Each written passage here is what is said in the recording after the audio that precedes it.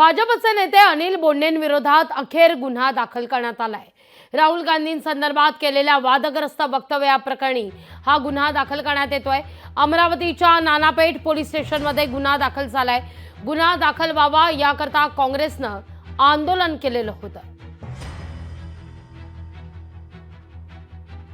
काँग्रेस पार्टीचे डेलिगेशन या ठिकाणी आलं होतं आणि त्यांनी निवेदन दिले की कायदेशीर कारवाई करण्यात यावी ह्या बाईटवर, ज्याच्यामुळे त्यांचं असं म्हणणं होतं की सर्व काँग्रेस पक्षाचे कार्यकर्ते आणि इतर सर्वजण दुखावलेले आहेत आणि ज्याच्यामुळे कायदा सुव्यवस्थेचा प्रश्न निर्माण होईल असं त्यांचा जो डेलिगेशन होता त्या डेलिगेशनच्या संदर्भात पोलीस स्टेशन राजापेठ येथे तक्रार देण्यात आलेली आहे आणि फिर्यादीच्या अनुषंगाने गुन्हा दाखल करण्याची प्रक्रिया पोलीस स्टेशन राजापेठ येथे सुरू होती।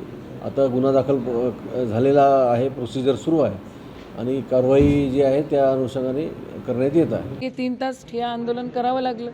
कशासाठी पाहिजे ठिय्या आंदोलन करायला? का हे सुमोटो का नाही करू शकत पोलीस प्रशासन?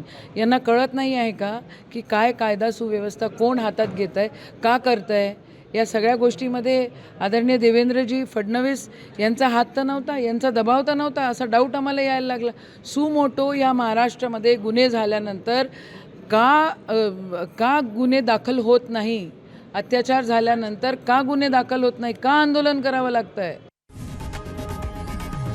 लोकशाही मराठी ऐका, पहा, जागरूक रहा।